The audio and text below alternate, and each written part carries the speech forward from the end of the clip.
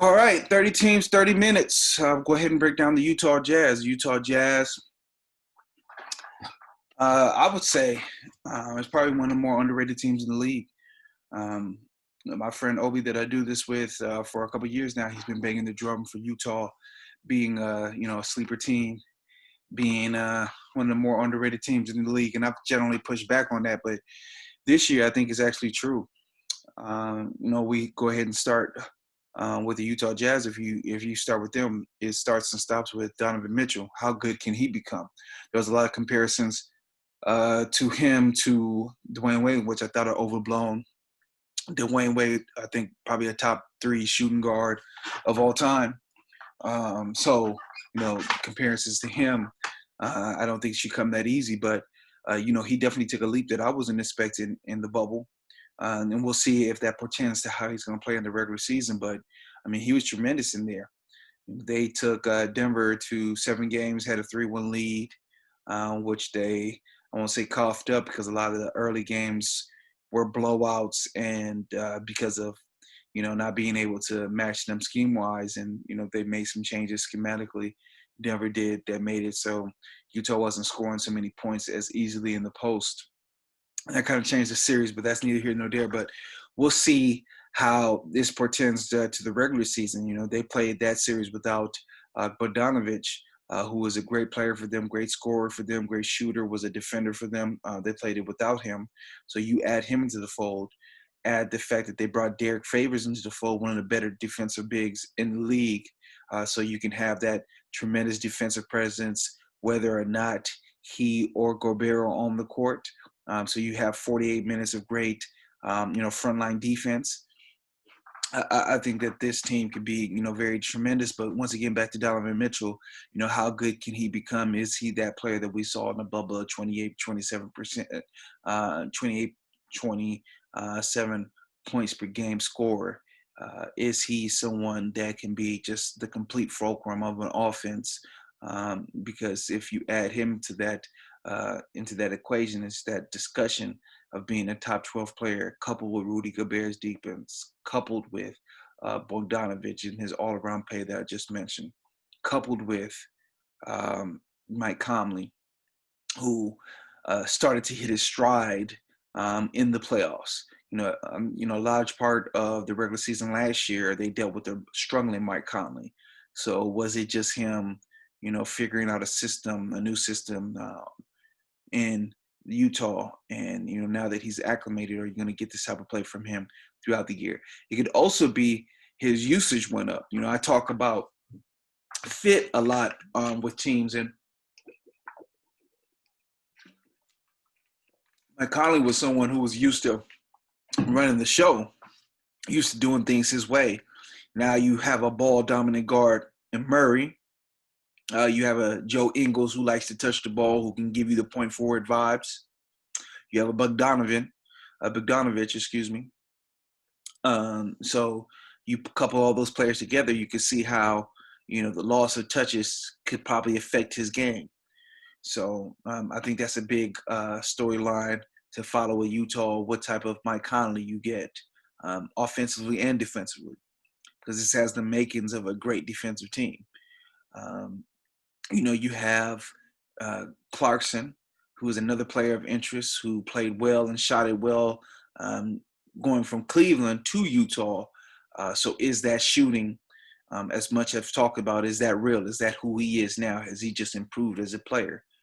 Because if it is, he's one of the better bench scorers in the league. You have him, and you have Ingles. Ingles or Royce O'Neal on the bench, depending on the way that you slice it.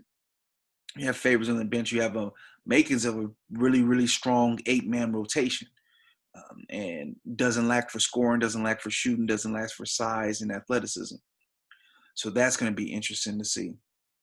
And Gobert, Gobert, who signed his extension.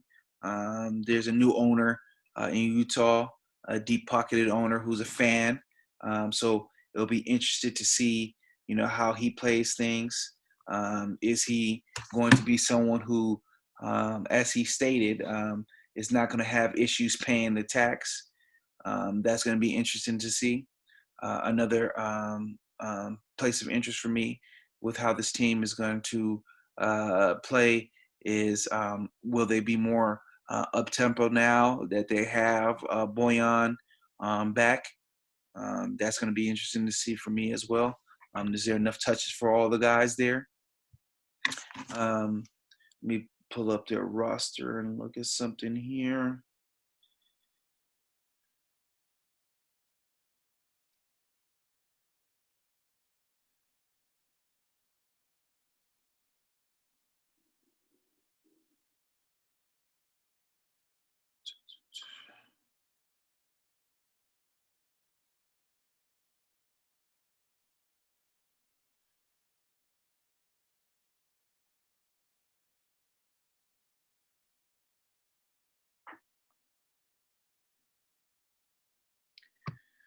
And anytime that a team gets a new owner, there's always this new owner syndrome where you might want to rip everything down to the studs. But I think in Utah's case, a new owner, a deep-pocketed owner who's truly a fan of the team, is going to be a good thing because there was a worry that Utah wouldn't, pay what it costs to bring Gobert in. And as I talked with the Kings when we talked about them losing um, Bogdanovic in that trade, I think small market teams, uh, they definitely can't let assets walk out the door. So you have that. One concern for me in looking at the team is that they really don't have any young talent that they're kind of fostering. So if you look at the team, there's not really a young player that you can say, we're looking to his development. That always concerns me with teams, especially teams that are not particularly contenders, because of generally a couple of injuries or a disgruntled player away from really throwing off your season. Especially in a small market team like Utah, I think you should always be focusing on your farm system, your crop coming up. That guy was Dante Exum for them, but they sent him on after the injuries and things of that nature, which I don't blame them. But I would say that that's one thing that does concern me for Utah. Another thing that probably concerns me, if you're going to look at that, is Gobert, the miles that he's had on him. Is he someone that this contract, as it pertains down to the long term of it, is he going to stay um, as dominant defensively? He's not the greatest mover in the world, so but he makes it work with his length and his smarts. Any injury to him, we'll see. But they did bring favors in, so we'll see. I would say, once again, the biggest things with their season is going to be Donovan Mitchell. Is his play in the bubble something that we can look forward to the future and say this is the player that he's going to be, or was that just a blip? There has been this big talk of some players struggling in the bubble, some players really embracing it and taking it on due to their nature. So we'll see if he was just one of the latter, and that doesn't really push out to this season. And then Mike Conley as well. He was someone that struggled, and he seemed to catch fire in the bubble. Was that the bubble? Was that Bogdanovic's injury, opening up more touches for him? Or was that just him fitting in more? So we'll see.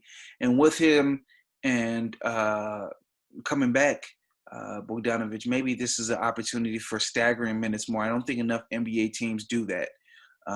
Stagger the minutes of the players, especially depending on the type of player they are, because I think that players need to touch and feel the ball. And some players, not everybody's like Klay Thompson that can score 50 points, and take like 8 dribbles in a game. His type is very, very rare.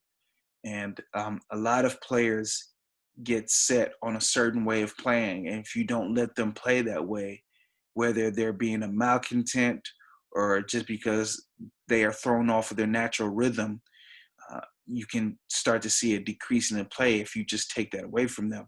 The greatest example I remember of that is the Hawks, the way that they played Dwight Howard when he was on Orlando. They just wouldn't double him in a playoff series. And Dwight Howard killed them but their understanding was the team wants to play, a dump in, kick out for 3 game.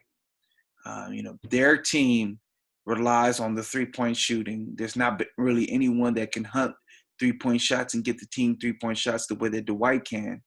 So even though he's killing us, if we choke off them getting threes, not only will it help us offensively, but it will throw their guys off in a rhythm.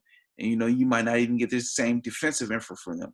So maybe that was what was happening to Conley, that, he was so thrown off rhythm offensively that even his defense struggled. So we'll see. That's really an important storyline for me as well. So as far as most impactful player for them, is definitely going to be Mike Conley. So we'll see if he can hold that form, because if he was the player that we thought he was when he was coming to the Jazz, and he is the player that we saw in the bubble, that takes them up a notch. That takes them into the realm where they can, be talked about with Denver. Because like I said earlier, they had Denver down 3-1. So I would say definitely he's their most impactful player. Most intriguing player would have to be Donovan Mitchell for me.